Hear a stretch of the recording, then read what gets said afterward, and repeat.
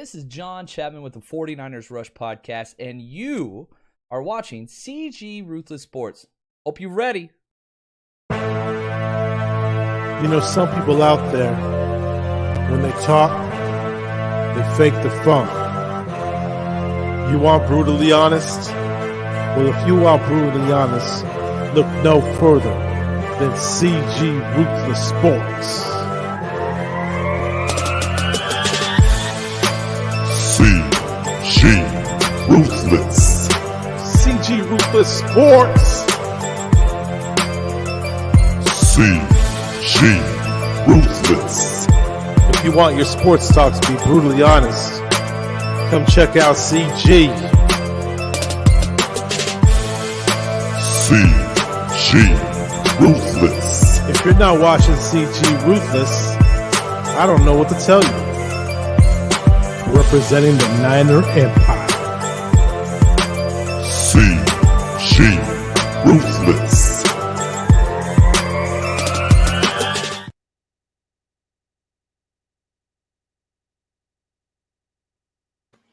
Ladies and gentlemen, please welcome Sybilla.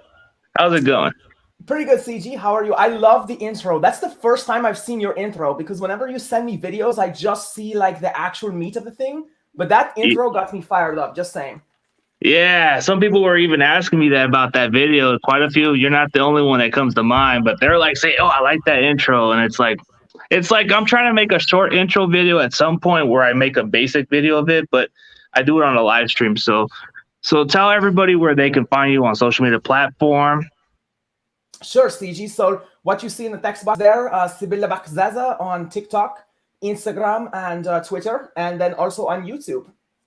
Oh, that's good to know. I mean, I've been following you for quite a while, and I see that you have a good platform. I've heard of you doing models for Hot Topic, right? Yeah, Hot Topic, Disney, Funimation, by extension Star Wars, all those family franchises. And then, of course, my favorite, which is Loot Complex, which is kind of an anime-inspired kind of goth alt fashion line. So they're fastest growing company in America for clothing right now. Well, that's good. That's interesting. Like I've been following you, and you're like one of those models on Instagram I've seen on TikTok and all kinds of stuff. But yeah, like it's kind of amazing that I haven't seen like a name come up in mine, but when I see your name pop up, it's like somebody likes to see what you got to say. But like, we're definitely getting into the preview, but what's the recap of that outcome of Seattle? You know, like everybody's talking about how much you know your Niners football and the knowledge and all that stuff. So I say, you know what, I got to bring her in, you know. I appreciate that. Well, CG, you're like one of my staple 49ers fans. So whenever I think of the faithful, you're one of like the first 5 or 6 people that comes to mind. So I appreciate that. And I just have a passion for the Niners, but I learn a lot from you guys as well. And you know, Grant and Mariah, Crystal, Kevin, all those guys, Jason, Jesse. But yeah, that was an interesting game. It was I think the 49ers really just found ways of losing it. I think that's what it comes down to. The game plan was there. At certain points, it was executed. The guy I said that my number one matchup when I was on with Grant was Bobby Wagner and George Kittle. I think we know who won that. But there was another Bobby Wagner matchup that you know very well, and that's Jimmy versus Bobby. And Bobby, as usual, won that big time. And I think that's really where the game was lost. It was lost by the quarterback. Those two interceptions were inexcusable. Yeah, very inexcusable of his play. But then it's like the guy can do so much when a running game doesn't do well. Jimmy only benefits on a great running game. Then he gets a little limited passing. But if you keep expecting him to throw the ball a lot, it's just not the way Jimmy is. Take away the Saints game, he's just never been the guy to carry us. You know, like it's just as long as that running game is good, that's when Jimmy will be solid. But like he just take it away. He ain't that good.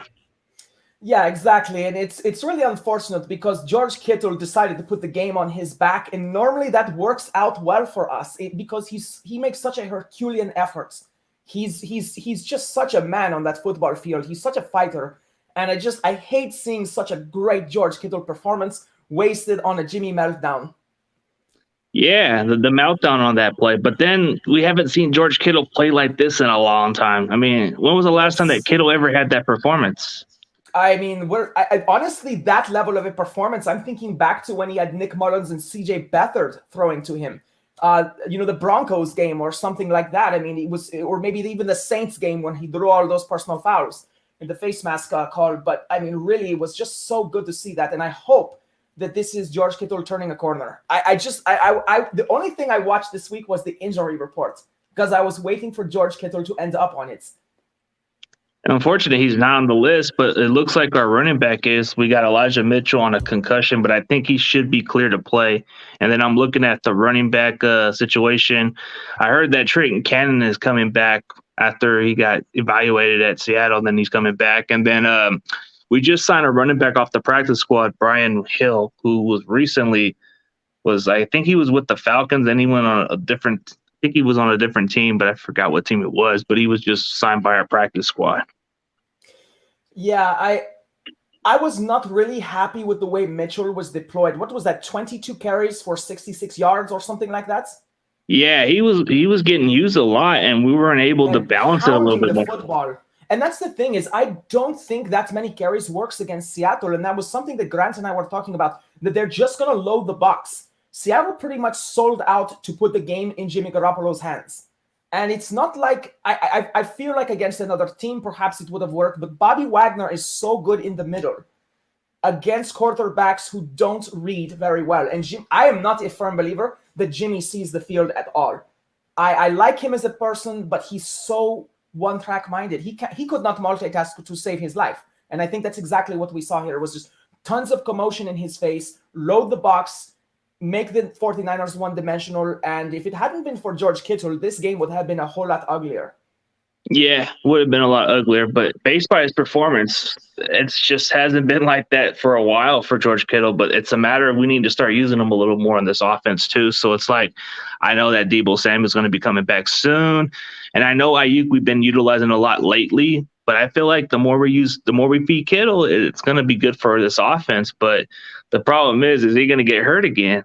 That's just the only concerning factor. Like That's a really good points you make, because if you look at the way Debo and Ayuk have been, I mean, that 180-plus yard performance by George Kittle, that's what happens when you feed him the ball.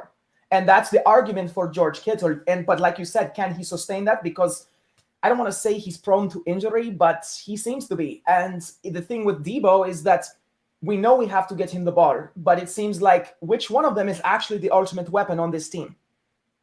I think it's just Debo who can do it all, but I think he can do so much when it comes to the plays. Like if you run him the ball a lot and keep giving him those targets, he's going to take a lot of the beating. But Kittle's always the one that gets injured the more you feed him. But Debo kind of seems a little bit durable, a little bit compared to Kittle. So far, because the injuries George Kittle have, they sideline him for a long time. That's very concerning. And he's such a linchpin in our run game. How good are Mitchell and Debo without George Kittle? It's pretty tough because you're going to replace a guy who can block and really demand like really good coverage. Like he'll be the guy to catch the ball and he can really separate at times. But when it comes to the running game, that's the guy you need as a blocker. That sixth lineman is important. So that's what Kittle brings to the table, is that sixth offensive lineman. Exactly. But like Grant says, he's a really highly paid lineman. Yeah, he is. So it's like we have a couple of left tackles on the team.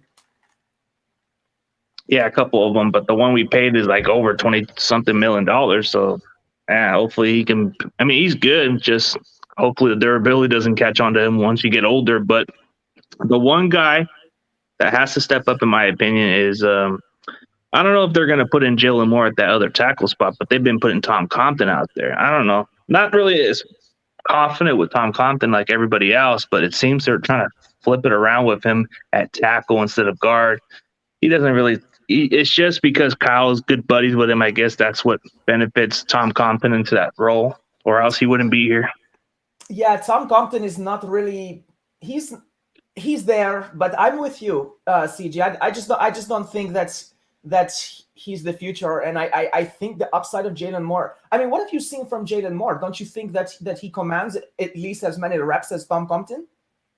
Yeah, he can play tackle. You can even swing him up to guard too, so he adds versatility compared to what Aaron Banks can do. I mean, Aaron Banks is still on the bench and really can do so much, but I feel like with Jalen Moore, you're getting some versatility, and that's more important in this offense. Is you can have somebody you can count on if it were guard or tackle. See, my position with Aaron Banks is that if we got him the reps, I really think he would sort things out. But again, the 49ers are in this win now Super Bowl window mode. They think this is their season still. You can see the mentality based on the players they play. They're playing it safe. They're going with the average upside versus giving people time to learn. They don't feel this season is the season to learn. That's why people like Trey Lance are not playing, why Banks is not playing, why I feel Trey Sermon was really... I mean, Sermon seems like he was doghoused from the gates. I mean, he just seemed like he never had a shot. And I think that personally, I don't think Trey Sermon's that bad. I think he's a big body, muscular back that needs a lot of carries. He needs like 10 carries a game because I feel like as the lines wear down, the more his ground and pounds would work. And that's why I think Jalen Moore is more complementary to that than Tom Compton. Yeah, and what I agree on that part, what you're just saying. This is the one thing I was even mentioning about, like, Trey Sermon, give him 10 carries at least. We know Elijah Mitchell's the guy, but why are you just not going to keep giving Mitchell more running snaps? I mean, limit him to like 15 to 20 or less carries there just to make him fresher, and then you let Trey Sermon get some more carries, and then you switch it up to Hasty and the rest of the backs and Jeff Wilson.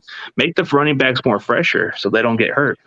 That's exactly right. And it's not just the 22 carries, it's how far they went. If you get 22 carries at 6 yards a clip, then you're probably not that tired. But when you get 3 yards a clip, that means you're having to deal with guys at the first level. So that 22 carries suddenly feels, this sounds like an exaggeration, but it does. It feels like 40 carries. Just the wear and tear on Mitchell does not matter how strong you are. That was a grueling game, and that's why he comes out with a head injury.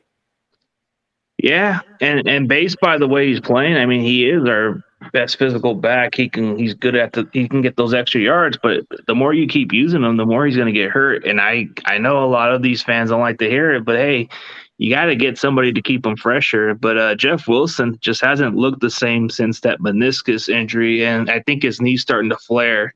I don't know what's going on, man. It's like when I was just wondering if him coming back would be a good impact, I thought at first he would. I thought maybe he'd be okay, but I had a feeling he wasn't going to be the same because he barely averaged like less than 3 yards a carry. Yeah, his first carry from scrimmage was for 5 yards, and it was such a hard-fought 5 yards. It looked like a guy who was just coming back. It looked like a guy who's like, I'm back, you need me, and this is why. And I was a little bit excited when I saw that first carry by Jeff Wilson. He had some good carries in that game. I don't think that it's that he's lost a step. I just think it's the knee. I really do. And I think he fears that if he does not perform now, he'll get doghoused and phased out. And next year, he'll be on the practice squad for the Eagles or something like that. I feel like the pressure on a guy like him coming out of injury, he feels like right now his career is on the line. He might be right. But the Niners have got to manage that knee. And this is a guy that I think can factor into our future long-term, Jeff Wilson. I think he's a great number 2 or number 3 back. And he has reception abilities, and that's what I like about him the most. Yeah, he plays more like a wide receiver out there, but then his physicality, the way he plays the game, I mean, then again, they are investing somebody like Trey Sermon just exactly like another Jeff Wilson. They seem exactly. So I think for Wilson's future is he's probably going to audition for another team, the way it seems like. Unless we give him for a cheaper contract, which we've done with other players in the past. But I think he'll probably want to go elsewhere at this point, or unless we for some reason he likes what's going on and he can beat out Trey Sermon, then I think he might stick around. See, my rotation for next year would be Mostert, Mitchell, and Sermon. So I agree with you. You know where I feel Jeff Wilson could end up? That's the Seahawks. Oh, I would hate that. But, hey, that's a possibility because the way Seattle likes to build their team, they like to get some of our leftovers. So it's like – yeah, they tend to do okay with them as well. Sometimes it works out.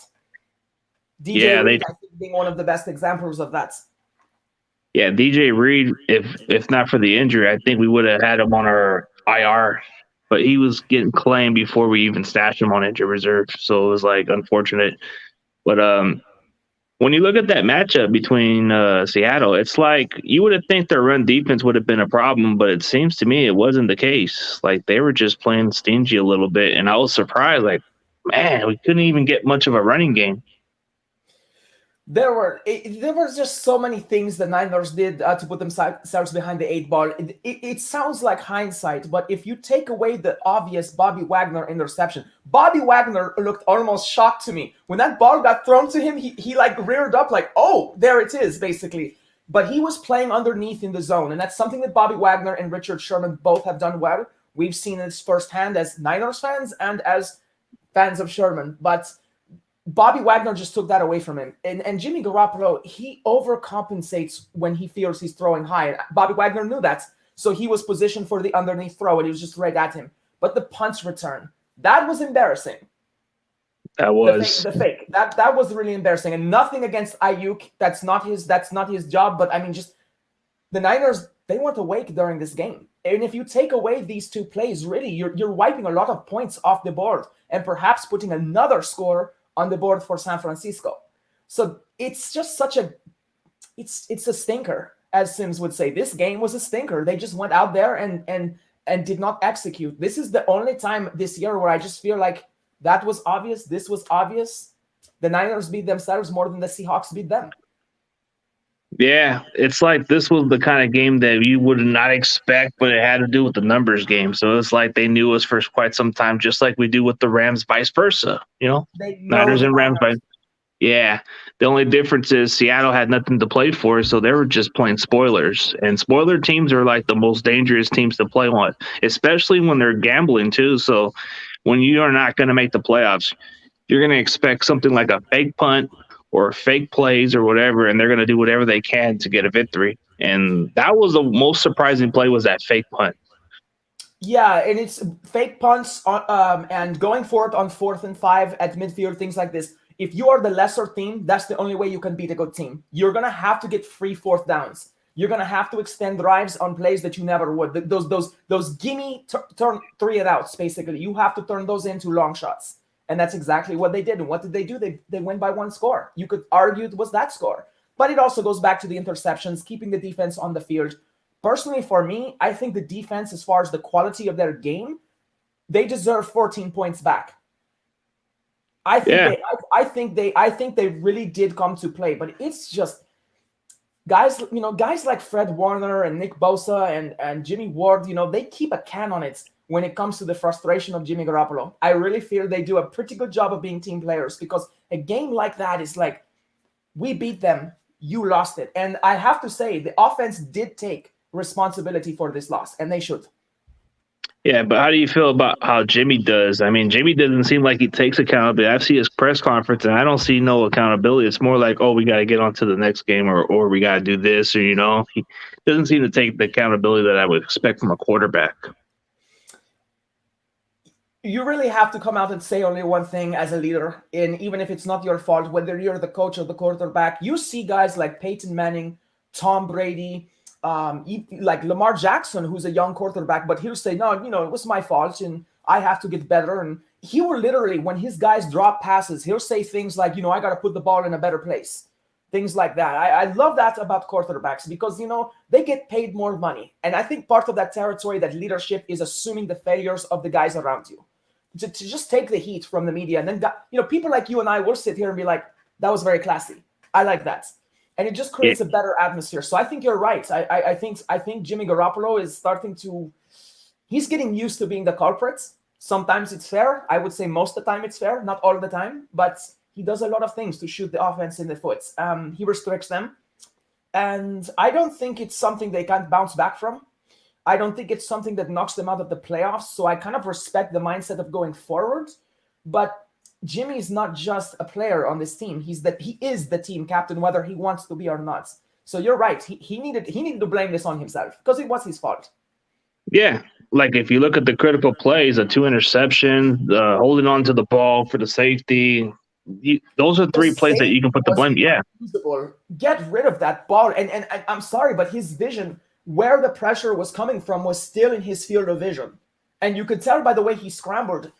Jimmy is not a very mobile quarterback. We all know this, but there are times where he seems to tackle himself.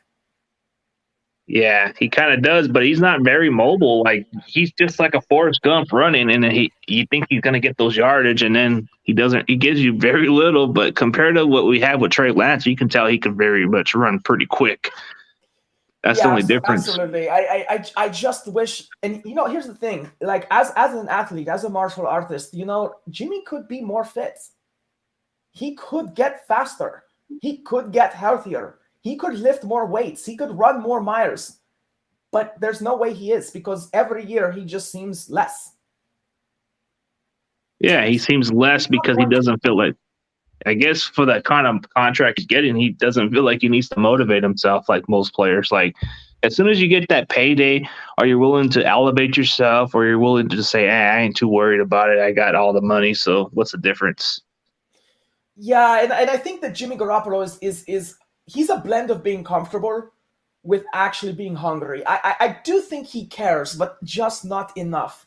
And you look at Tom Brady, he's a guy who discusses with his wife and his family, what are we doing this year? I want to play. He's a very team-minded kind of guy. He's very accountable for the things he does. He takes responsibility. Jimmy's more of a guy who just kind of goes year by year. He kind of goes with the flow.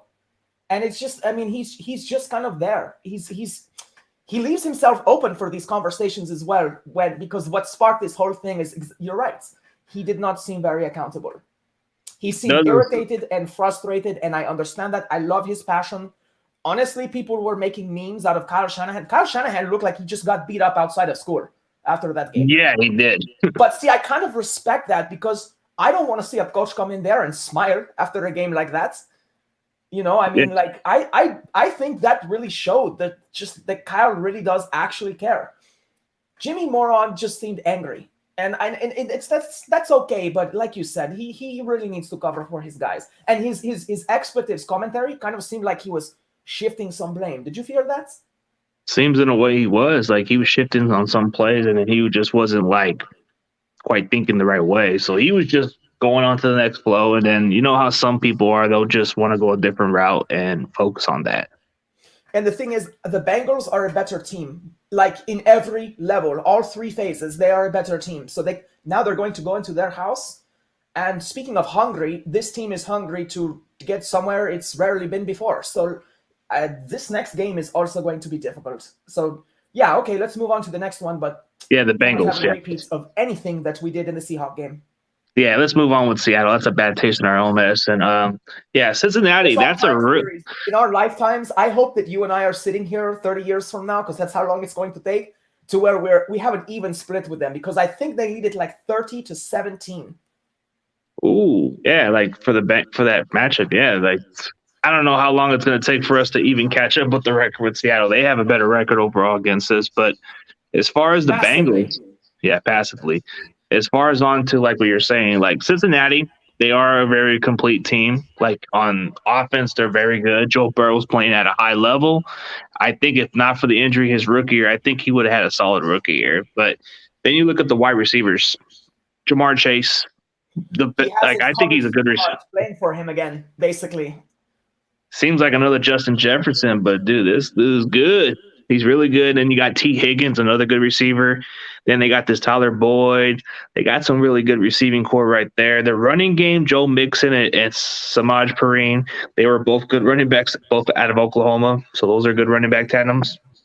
And then their offensive line is for a lot of years. So yeah, he's a ground and pound back, but he's a single cut kind of back too. He knows how to hit the hole and hit it hard. So Fred Warner, those guys in his face, they're gonna have to make their plays. They really are. They're gonna have to shut this run game down. But then, of course, I have my qualms. I have my anxiety over whether or not our corners, now down Mosley, are going to be able to handle these speed demon wide receivers who are pretty nifty route runners. Chase is a decent route runner. He's a little bit, I wouldn't say he's a freelancer. He does rely on his athleticism, but this is a guy that Norman cannot match up against. We don't have a corner right now, plain and simple. No, we just have like a wash-up has-been who's just lost a step. I wish and then we got safety or something like that, where he couldn't affect the play as much, but he could get in on tackles. I wonder how many balls he could knock out if he was a free safety. That would have been different for him. But then if you look at the other corner, then we got Dante Johnson, man. I don't know about this guy, man. It's then you got Diamador Lenore, Abry Thomas, and then Juan Williams is our nickel. So those are the other guys that I'm not really sure if I'm confident with these guys. The best back that we have on the team that's active right now is Diamador Lenoir. I absolutely think it's him. Do you see him getting played in this game? I'll be honest with you. The fact that Dante Johnson was featured and K1 is out there, I think that takes Lenoir out. I think he's a rotational piece in this game, and I think that's wrong. I think they need to let him go out there, compete against his fellow college players, and just go have himself a game. I think this is a growth. If the Niners don't win this game, they're in a world of hurt for the playoffs. And they really need to start realistically looking at their season as a building year. There has to come a point, and I think this game is the point at which we have to play Lenoir. I mean, Thomas, I understand. He is a full-on work in progress. He has the body, he has the muscles, not really the technique yet over the top. At the line of scrimmage, he's really good, but I don't really see what we have to gain by leaving K1. K1 has been having some rough games lately. He's been kind of like in and out, like a little inconsistent at times where he's kind of missed his tackles or kind of like missed up a little in coverage, which is rare of him. But then you look at the other players. I mean, who else is going to step in? Like, would you rather have like a guy like Josh Norman, who's not that very effective anymore? Then you got Dante, who's just nothing more than what he is. I mean, Lenore can't do no worse. I mean, what's the worst going to happen with Abry Thomas if you just put him out there? I'm glad you said it. Because I know a lot of people are like, oh no, Abry Thomas is terrible. He's a draft bust. But no, he's a guy who's never played basically in the NFL. He's had a few snaps and things like that. Abry Thomas, Josh Norman's keeping himself on the field with these forced fumbles, and for whatever reason, Shanahan seems to adore him. So Norman has really done a good job of carving out a role. What's really interesting, did you see the interview with Matt Mayoko where he was talking about the fact that the Niners have a really highly ranked pass defense? Yeah, which is kind of crazy. But if you take away the penalties, then you can say it's a good argument. But it has to do without the penalties. Right, and that's the thing is there's no such thing as if you take away the penalties. No, the penalties are part of the game. And doesn't it drop them from like rank 3 to 15 or 11 or somewhere in there? Yeah. So it puts them from the leaders of the pack into the middle of the pack. And the thing is too, these penalties are not underneath throws. They are deep throws. Aaron Rodgers, it really did a number to our stats when it came to that. But it's those deep throws that are basically losing football games. So you can throw 2 or 3 losses this year up on that alone, I feel. Yeah, you could throw those out. But when it comes to the stats, like I think our pass defense is it's kind of like giving up the very least passing yards, but then it's always comes down to those penalties. And I'm always thinking, man, well, I don't know. Our pass defense is kind of okay. But then when I look at the statistics, the way you were looking at it, it's like in the top 5, which I'm surprised. Exactly. And that's why Matt Mayoko thinks we're going to be okay without Mosley. I respect his opinion. He's definitely one of the best. But at the same time, we have been Mosley free. And we've endured some bad games. And I think those games are reminiscent of what we might see going forward.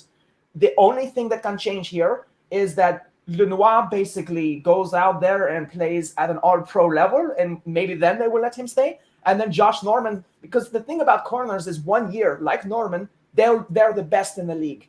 And then the next year, they get picked on. I mean, the idea of like Revis and Sherman and Deion Sanders and guys like that have longevity, that's not the norm for corners. They have like 1 all-pro year, a couple of maybe Pro Bowl years, and then they have these twilight years like Josh Norman, where they might be looked on as the worst corner in the league. And I think Josh Norman is looked on as one of the worst corners in the league right now. And it's not because of his – well, it is because of his technique. The reason he's committing these penalties is because he's not in position. And when you're trailing your assignment, that's when you pull. And you can see him. It's a conscientious decision. He knows, okay, this guy could catch it and take it to the house, or I can pull on his jersey, and maybe they won't see it. So he's actually worse than the stats show. That's my point. Yeah, he's kind of given up some plays and given some free yards. So it's like Josh Norman, if we were talking a few years back or something, then you would make a good argument that he was a really good corner, but that was when he was with Carolina. He had the better technique. He wasn't as slow or lost like technique wise, but he still has it, just not the same player. Like as soon as you get older and as soon as you haven't excel elsewhere, you kind of start to decline. And that's the Norman we're getting right now. It's like he's kind of like at the worst, maybe being as good as Dante Johnson, if not worse. Yeah, the only thing is his upside for his nose for the ball. I will say this about Norman. I feel like he can't be on the fastest assignment. So I feel like maybe they're setting him up for failure. I mean, honestly, he's never played it, but he needs to be on like maybe a Z receiver or maybe the guys underneath or in the slot or something like that. I just don't think that he can be out wide against their first receiver. Yeah, because they're really like a tough matchup. If you put him at a slot receiver, maybe like an undersized slot receiver or somebody like maybe put him with somebody like a Tyler Boyd, maybe he'd be okay. But don't put him on a Jamar Chase or T. Higgins. Exactly. I don't know. Exactly. I think we're hurting from losing Robert Woods, or not Robert Woods. What was the first name of our defensive back? Woods? No, Mosley. Oh, Verrett. No, the defensive coach that went to the Browns. He's their DC now. Oh, Al Woods. You're talking about not Al Woods, or yeah. I just feel like losing him was a bigger loss than people realize. Oh, that secondary coach, yeah, that one dude that was our DB coach, yeah, he was good. And then they just got this Olden guy, whatever, or forget the other guy's name, the one we just picked up from the Lions. I don't know why we even bothered to hire that guy. Man, that's like sifting through the garbage. I hate to say that, but really, we're going to go to the Lions to save our defensive core. That's a great idea. Yeah, go pick up a coach that's coming off the Lions coaching staff. Okay, great job, guys. And then the thing that I'm hoping for is our pass rusher. If we can step up against the Bengals, I mean, I don't know how good the Bengals offensive line is. I mean, last year it was pretty worse, but I think there's been a little bit of improvement on their offensive line. But if we can really get to Joe Burrow, then maybe our secondary could be okay. I feel like our pass rush would pretty much be the factor for our secondary. No, you're absolutely right. There's nothing that can make an aging zone defender like Norman look good than having no time to throw or being hurried into the throw itself, just being pushed outside the pocket. But Burrow can make some things happen with his legs. To me, this is a concern with Nick Bosa. He overruns his lanes at 150 miles an hour. He hits his lane so hard that any offense, if you want to beat Nick Bosa, you just have to get his momentum to the outside. So you're not even seeing good blocking against Bosa sometimes that beats him. That's why the run game, he's just not even a part of the run defense, really, for the most part. He is about 5 yards deep in the backfield while the running back's being handed the ball. He's going to need to set his edge really well in this game because guys like Mixon, in addition to Burrow, I feel like that's something that we have to watch as well.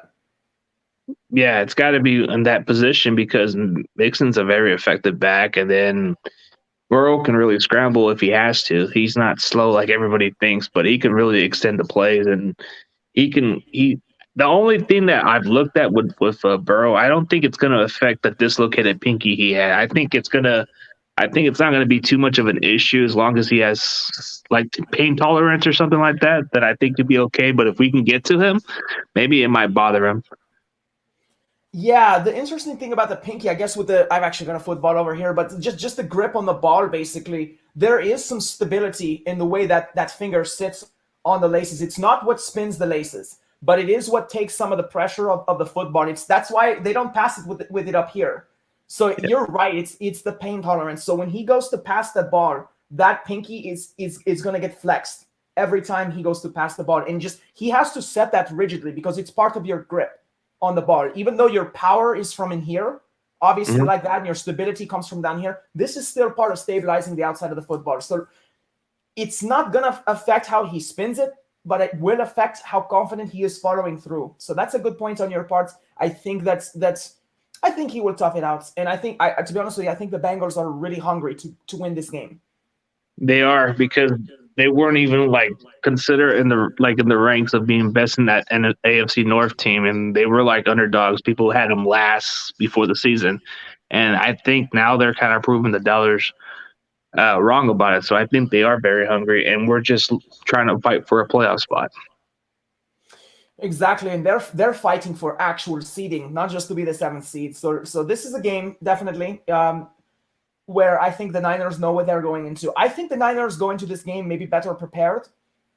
I also feel like Shanahan, the Niners are the beast in the East. And now it's not quite the East, it's the Midwest, of course, but I feel like Shanahan is more lethal on teams like this because they don't get to see. The Seahawks beat the Niners because of their intimate familiarity with how Kyle Shanahan works. They know how to squeeze him, they know how to stress him, they know how to take away his bread and butter, the run game, that sort of a thing. And the Bengals saw that, and they will do the same. If the Bengals have any brains whatsoever, they're going to come at the Niners in the same way the Seahawks did.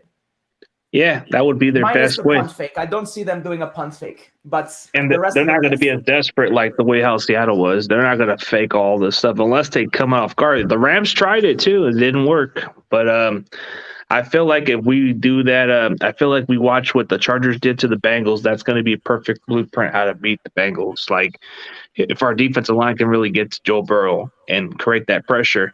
And I don't know, like Joe Mixon was fumbling too. He had some ball security issues from what I was looking at. we have a better running back core than the Bengals. There's no doubt. David McNew here said something that's as far as stacking the box, make Burrow beat us. That's definitely something that if Debo Samuel is out there, I love it when they do it to us. And I definitely understand his point as far as taking away the run game, flooding the box. But I think Burrow sees the field better than Jimmy. I don't think he's necessarily an elite quarterback yet, but I think he has some time to go. But I just feel like I don't know. I don't trust our secondary. I really don't. Yeah, I just feel like if Jamar Chase gets loose, they don't have to throw the ball downfield to hit a home run. I think if we stack the box and we put it on Josh Norman and Juan Williams to basically be the second level defenders, that puts Jimmy Ward one-on-one coming from the middle of the field. Not that he can't do it, but it puts a lot of pressure on Jimmy Ward. it does. And can he rise to the challenge? Sure. Jimmy Ward knows what he's doing. But at the same time, I don't trust Norman.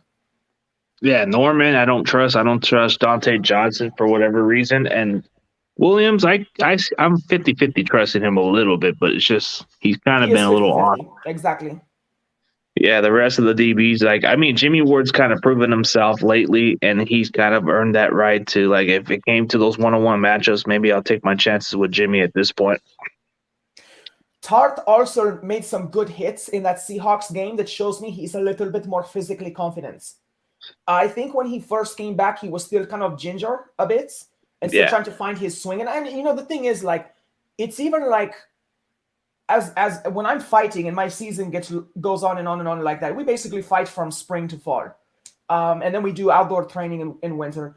The first hits you take kind of remind you, whew, this is a serious sport here. But as the hits pile, there can be wear and tear. But if you're recovering properly, if you're eating properly, if you're exercising with logic and humility, it actually kind of gets easier, for me at least, the more the season, because you kind of ease into it. The shock of being hit kind of goes away, and you just realize, well, I'm going to get hit like that 5, 6, 7, 8, 9 times a game, something like that. So I feel like Tart has got his football legs back. So let's see how he does as well in coverage, because Tart is a guy who has to fly around making his presence felt, and that's what allows Ward to play with a little bit more gusto.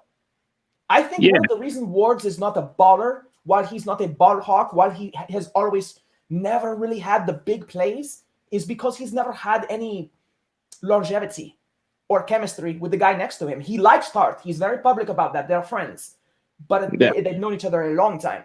But he has not had the benefit of Tart being there for a long period of time. Yeah, it's like they're peanut butter and jelly together. They just have a really good bond. And the one thing with Jagoski Tart is his physicality. Like, if he can bring that to the Tyler Boyd or those other receivers from the Bengals, like Jamar Chase or T. Higgins, if he can lay the wood on them, then that can create fear right there for those receivers. Absolutely, and that's something like I'm a big believer in that. If you get a free chance to pop somebody legally, you gotta hit them with the intention of breaking their collarbone. Like you need to be like, oh, you wanted to catch that pass? All right, cool. This is what it will cost you. And so the next time when somebody like Boyd goes to catch the pass, this is what happens. They just check. They try to keep you honest a little bit. And when they're checking and that ball's on the way, that's when drops happen. If a safeties, both of them, strong and free, they have got to set the elements in the second level. And then when David McNew hears, like, let's stack the box. If you have established that there's pain waiting for you and there's a fear factor that you're going to get thumped, then you can do things like that. But then no one has any respect for the 49ers secondary right now. So to do that, it's inviting them to challenge you. And then the people they are challenging are Dante Johnson, Josh Norman, Juan Williams. And I don't think there's a 49ers fan out there that likes that sentence. No, like you bring up the word Dante Johnson, we think of trash. Josh Norman, just wash up trash, I guess, now. And then Juan Williams, he's a little 50-50. He is. He's the most frustrating one because he hits like he's 300 pounds. He really does. And it doesn't seem to, his hits don't seem to injure him. It's his agilities that seem to get to him. But we know he's better. That's the thing that's frustrating with him. We know he's better. And I don't know how hurt he is right now. He's lost a step, and that's why he's pulling. Because he is one step, just one. But that's all it needs to be in the NFL. In college, you can get away with that because the quarterbacks are not that good. But once you get to the NFL, that one step is a holding call. And that's what we're seeing. And even like when he got away with a holding call in the Vikings game. I mean, if that wasn't holding, I don't know what was. That was egregious. And he's doing that every single game. And they're going to start calling on him at this point. He has to. And I mean, that's why Josh Norman does it. If you can't beat them, you pull them. Yep. Pull more like that. That's what they do. Exactly. And it's one of those things where they're actually trying to hold them inside of 5 yards. And they're just trying to get enough jersey, enough contact. But they're not actually agile enough to do bump and run coverage, basically. That's what the Niners have been lacking that for a long time. They really have. I hate that because to me, as a safety, if you get the route, because when you come out of your snap as a receiver, it's explosion. It's like the U.S. Olympics. It's like the 100-yard dash. You want to come out of there with force or finesse, one of the two. And if you can, if the finesse is even better when they're trying to shift around you or cut inside or trade assignments with another back, when you bump them at the line of scrimmage like that, play's over. Yeah, because they have to reset 3 yards down the field. And so the quarterback, as he's going through his reads, he sees, well, you're not going to be at your assignment on time. Okay, read 2. And then that's where people like Fred Warner, that's what would make Fred Warner would be an All-Pro every year if we had a bump and run corner, because it would allow him to take that guy out and go to the second read, and he'd sit on that second read, and then Jimmy Ward would sit on the third read, or he'd sit on the second read, or he'd come up underneath to help with the first. That's what the Niners are doing to the secondary, and they don't complain. I have to give that to Tartan Ward and Hufanga. They're not complaining, but they know this. They know this. It's tough on them back there. They definitely do, and that's going to be the concerning matchup with these receivers. Like Cincinnati, they just have a really good, talented receiving core. It's like the secondary. Like I don't know. I'm just hoping for the best. But can Dante Johnson really step up, just like he's been able to do with those forced fumbles or something like that? Like I've seen a couple of his forced fumble plays, but it's just yeah. But I just don't know much about his coverage. It's kind of been trouble for me to even trust him. But if he can do those forced fumbles, maybe he's starting to think, hey, since Norman does those, maybe I can get myself in for once. Hopefully. Yeah, Dante Johnson, he's just kind of there. You know, he lacks the athleticism, but he actually does know the defense and the special teams very well. He knows. He's on his assignments every single time. He's just out of position a little bit, and he doesn't backpedal here. He doesn't bump here. He doesn't cut here. He's a tough one. Yeah, he is a tough one because he's got familiarity, but I don't know how I would feel confident about him covering Jamar Chase or any of those other guys. I don't know. But if he can force fumbles or be in good position, then I think we'll be okay. I don't think Ambry Thomas is worse than him. And Ambry Thomas is good at the line of scrimmage. I've always maintained that. I've seen that. Grant and I were talking a few weeks ago, and he was like, oh, man, Ambry Thomas, he really stung that game. I was like, yes and no. Yes, because of rust. I blame that on the coaches more than him. Dude, when you're a young man and you're going out there and you're expected to get 2 to 4 snaps and get an interception, that's not possible. And he's going, and Trevor Lawrence has extreme upside. He does, and that's who he was playing against. the guy is still good. And to go up against a mobile quarterback who's got all the tools, even if he doesn't have the team, that was so hard on Ambry Thomas. But one of the things he does really well is his physical imposition at the line of scrimmage. And the trickle effect of that is how that helps the linebackers in the secondary. We just don't have corners that bring any of that. So honestly, Dante Johnson says to me, we don't want improvements. We want familiarity. Ambry Thomas would say to me, all right, he's going to go out there and stink against the Bengals. They'll get 1 touchdown and 2 pass interference calls against him. They'll have 115 passer rating when targeting him. But he will be able to go and watch the tape. The defensive, coordinator and the coaches will be able to look at his game, and they'll be able to map out how he can improve. This is never going to happen with him on the sidelines. Dante Johnson is 100%. He's a used car. You know what you're getting. Yeah, used car that doesn't work. So it's like at this point, it's useless. I mean, with Ambry Thomas, you're trying to work with it. And then with Lenore, you're getting maybe some good upside. Yeah, he's going to give you good plays every game. He might get burned a couple of times, but seriously, everyone's getting burned in our secondary every single game. Every now and then, yeah, but for Norman and Johnson, it's very often, very much. It's automatic. If you throw deep, he's not going to deflect it. He won't even be there, and he will tackle the receiver before the ball gets there. I'm telling you, I don't understand the game plan of any of the teams playing us right now. Why they don't just target Norman over and over and over? Why spread the ball on third down? Just throw it out there. He's not going to cover it. He's going to interfere with it. That's the only thing you would want to hope for is the interfere part, and they try to spread it around, but it's like, why not you just target that one weakness? Sometimes they just have Dante Johnson out there, so they have 2. Yeah, Dante Johnson's another weak spot, so I think they could just spread it around now. So that's something they could do now. This puts a lot of pressure on Nick Bosa. It really does. It kind of does, because he would have to be able to rush that quarterback effectively quickly so he can have those hurry throws or those bad decisions and stuff like that. I have him for 2 sacks this game. 2 sacks, I think it's very good matchup because the linemen he'll face with the Bengals, they don't seem as physical.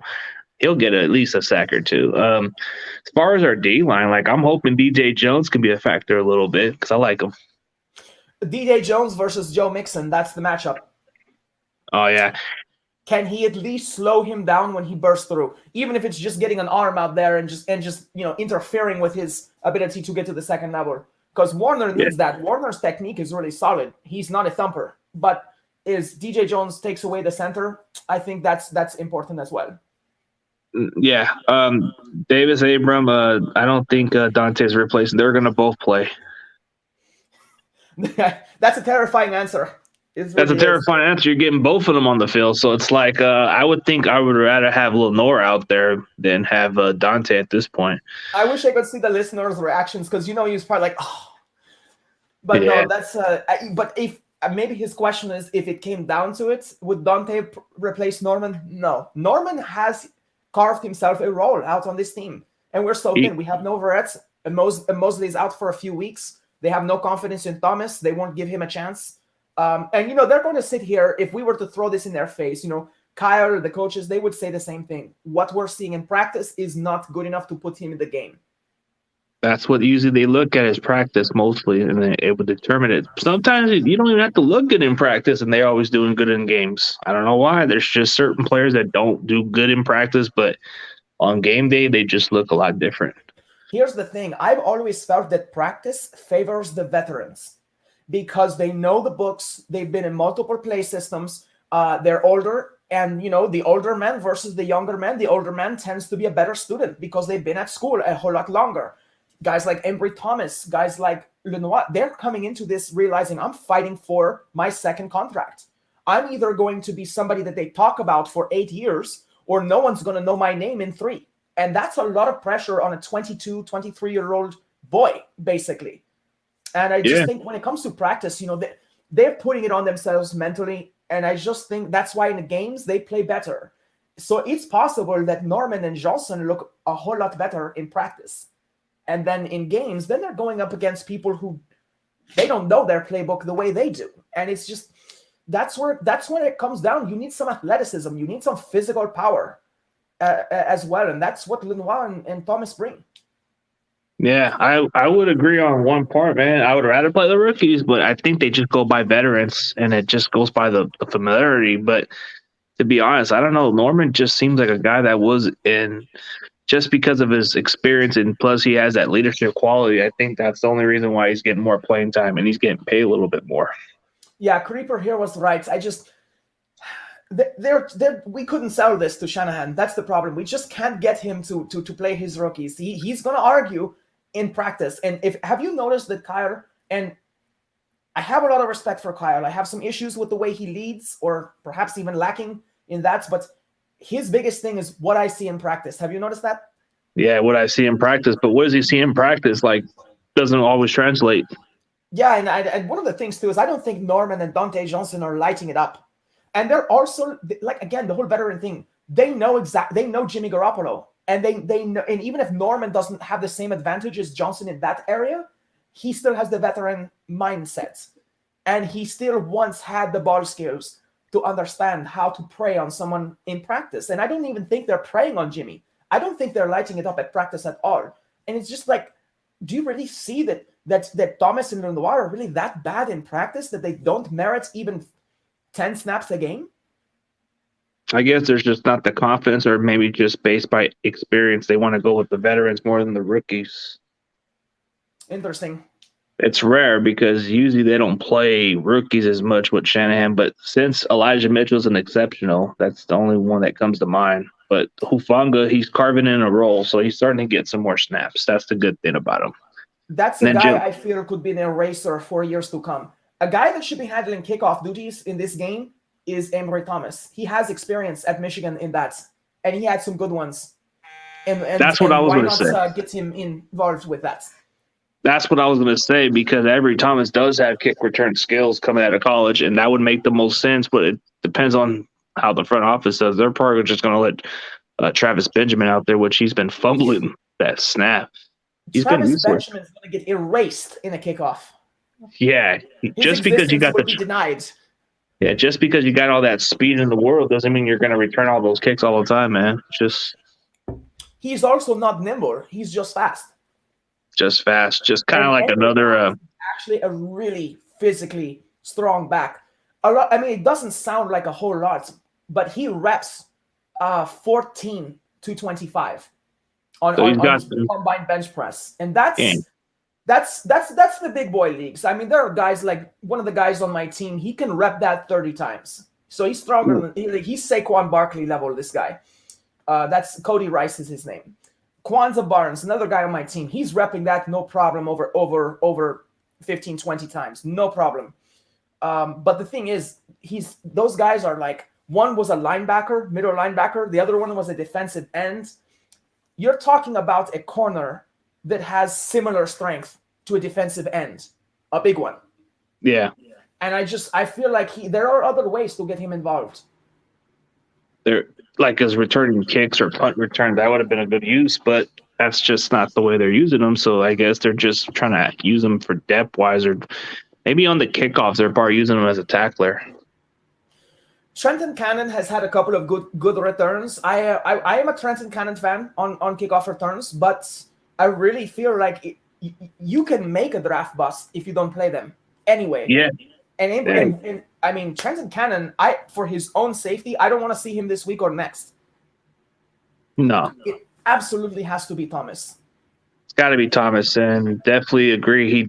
That would help him get some experience, and maybe as a returner, he can get some valuable experience. And then as soon as the coaching staff feels like, hey, maybe we can start playing him on defense, since he's been a solid returner, maybe he's able to get the speed of the game a little more. And then you can definitely put in some mix of everybody. But at first, I would have thought maybe beginning of the season we could have just used Elijah Mitchell, but nope, he's on offense. That would have been another good weapon to use, but nah, he's just our running back. So what's your final score prediction for this game? What do you think is going to happen? Final score prediction? I got us winning at least 3 points. It's going to probably come down to the wire. I think it's going to be a very competitive game. I think we might play a lot better than this time around. I think Cincinnati's just going to, they're going to probably overlook us a little bit because they're probably thinking, this team ain't nothing. So I see us winning at least 28-31. So a high-scoring game, basically. You foresee that, yeah. I'm hoping it doesn't. I'm really hoping that it's not a shootout. I'm really hoping that the Niners' run game takes the clock away from Burrow. What I want to see is a 24-21 victory. That would be something. That's what I want. I think it's it's really possible. And I know you're leveling your points on people like Jamar Chase, and it makes a lot of sense to me that it would get that high. But we can't let it. We have to take time off the clock. We need 8-9 minute drives. We need the Jaguars are the Jaguars. We know that. But that blueprints for winning. Yeah, that 30-minute drive. Exactly. And the same thing, we did it against the Vikings as well. And I mean, the Vikings, we let them get back in that game with a lack of discipline. But the fact of the matter is the Vikings were dominated in every single phase of the game from the maybe like the end of the first quarter on. So that's the kind of game we need to have. Absolutely. Definitely, yeah. So as far as like everything else you got, I mean, I think everybody's got all the questions they needed, but I definitely appreciate you on the show. In about 5 minutes. So yeah, that's what I was going to say. It's probably like time is up for you, and you got to go to Grant's show. But I appreciate you. No, but anybody, let's do this again. No, I love hanging out with you. You're an awesome dude. Oh, I appreciate it. Like I like how you approach your football. You know your stuff, and I know certain people got their own judgment, but I like you as a person because you know your stuff, and keep it in mind. But thank you. And let's not forget the theme of our show was we got to put that chain back on Debo. Yeah, put the chain. We have to find a way to get the chain on Debo's neck. So let's hope. Okay, but have a good one. I'll definitely check out Grant Cohn's stream. By the way. Absolutely. Go Niners. Go Niners. Peace.